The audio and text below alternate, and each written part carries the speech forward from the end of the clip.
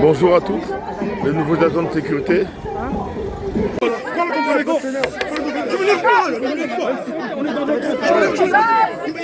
Je vais vous dire, ne bouscule pas, il m'attrape.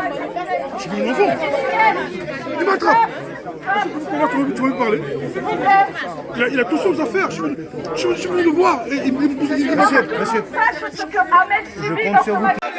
Amen. Amen. Amen. Amen. Amen. Amen. Amen. Amen. Amen. Amen. Amen. Amen. Amen. Amen. Amen. Amen. Reviendra si vous touchez un cheveu à cet élu CGT. Et les salariés, battez-vous pour vos droits. Vous en avez. Ne vous faites pas berner. Ne vous faites pas berner parce qu'on vous dit. Là, elle vient d'être en entretien, toute seule. Toute seule, ils étaient deux contre elle. À lui faire ces griefs qu'elle n'a jamais faites. Jamais. Donc il faut que vous sachiez, monsieur le directeur, que si jamais il y a des suites à cet entretien, que vous la licenciez, que vous lui mettiez un avertissement, on reviendra à plus de 500. Et on dormira ici. Et croyez-moi, renseignez-vous auprès des autres magasins, de Carrefour, de la Samaritaine. Quand on annonce quelque chose, Ouais, on va on revenir, le fait. fermez le magasin. On va revenir, fermez le magasin. Fermez. Soutien, amen, soutien. Amen. Soutien. Amen. Le problème, c'était une employée modèle. Dès lors qu'elle a pris sa carte d'adhésion à la CGT, elle a fait l'objet de persécutions. On l'humilie sans arrêt. On l'emmène dans le sous-sol pour pouvoir dans l'entrepôt pour la fouiller. Seule à seule. Elle a fait l'objet, monsieur les policiers, d'une fouille de son sac sans agent assermenté de la police. Et plusieurs fois, parce qu'il pensait qu'elle ne connaissait pas ses droits. Après ces humiliations, elle est venue nous voir à la CGT. Et elle a pris sa carte d'adhésion. Et là, elle s'est mise sur les listes électorales pour être représentante du personnel. Ça a été le début de l'enfer pour cette salariée. Le début de l'enfer. Parce qu'il ne faut pas se battre pour les droits des salariés ici. Parce qu'il faut exploiter les salariés et qu'ils ne doivent pas connaître leurs droits.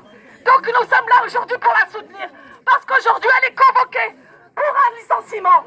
On veut la licencier parce qu'elle parle trop. Parce qu'elle ne se laisse pas faire. Et parce qu'elle revendique pour les salariés. Il faut que la direction sache qu'aujourd'hui, c'est juste un échantillon de ce que vous avez vu. Vous touchez encore un cheveu d'un mètre. Vous lui faites encore l'objet d'une humiliation. Ou vous tentez de la licencier. La prochaine fois, c'est à 500 combien et on dormira ici. On dort là. On dort ici. On dormit là. Et j'espère que vous l'avez bien entendu.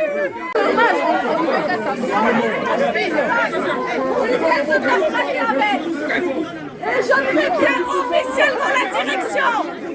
Écoutez-moi bien.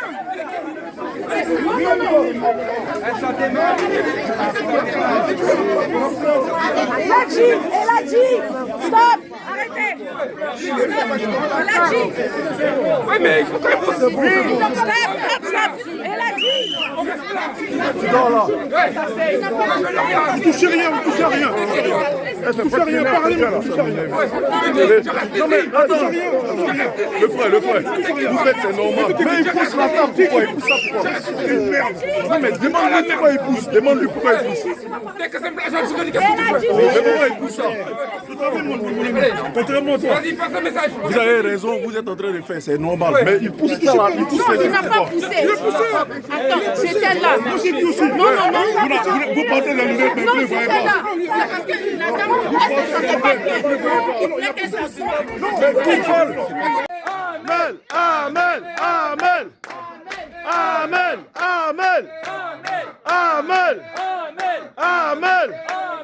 Amen. Amen. Amen. Amen. Amen. Amen.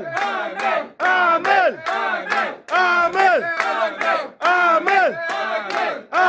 Amen. Amen. Amen. Amen. Amen. Avec toi. Amen. Avec toi. Amen. Avec toi. Amen. Avec toi. Amen. Avec toi. Amen.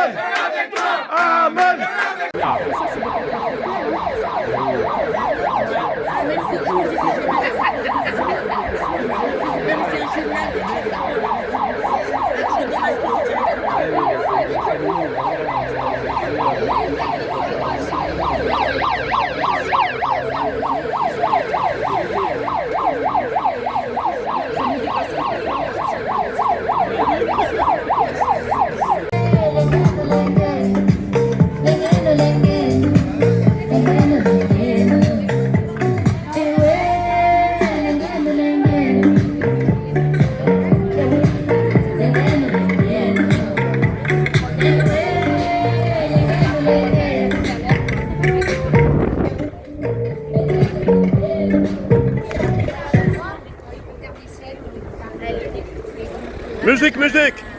Ce qui se passe ici, vous avez vu comment Amel est sortie en larmes, qu'elle n'arrive même pas à tenir debout. Donc là, on va lui demander de rentrer chez elle avec son mari. Nous constaterons donc tous ensemble ici qu'elle s'est effondrée suite à un harcèlement continu dont l'apogée a été cet entretien préalable à licenciement pour une sanction complètement fictive, où elle s'est retrouvée seule contre deux, alors qu'ils avaient annoncé qu'elle ne serait que toute seule avec la directrice des ressources humaines. Donc ils se sont retrouvés à deux contre elle. Elle a dit c'est pas ce qui était convenu.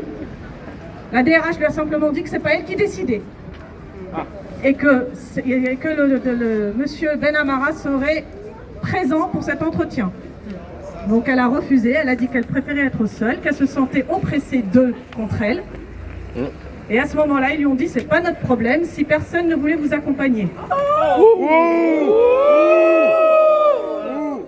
Évidemment, quand les salariés voient ce que Amel subit, évidemment, ils n'ont pas envie de subir la même chose et on peut les comprendre. Donc la répression a fonctionné de telle manière qu'aucun salarié n'a accepté de l'accompagner, de peur de représailles. Mais elle n'est pas seule, Amel. Si vous croyez qu'elle est seule, parce qu'elle était à son entretien seule, parce qu'elle ne pouvait pas se faire accompagner par quelqu'un d'extérieur, regardez juste le nombre qui est dehors, ça n'est qu'un échantillon. Donc, réfléchissez bien avant de mettre la sanction en place, parce qu'on reviendra. Si jamais il se passe quoi que ce soit vis-à-vis d'elle, nous reviendrons en masse, et c'est une promesse que je fais, nous occuperons le magasin, et vous aurez beau envoyer toute la police que vous voulez, vous ne nous délogerez pas. On fermera une journée, 2 jours, 3 jours. Zéro chiffre d'affaires. Amel n'est pas toute seule. Elle est accompagnée de toute la CGT. Et quand on touche à un cheveu d'un camarade de la CGT, on touche à toute la CGT. Donc là, Amel va rentrer se reposer. Elle va aller voir le médecin, parce qu'elle n'est même pas en état de marcher. Donc elle va rentrer avec son époux. Et nous ferons ce que nous avons à faire.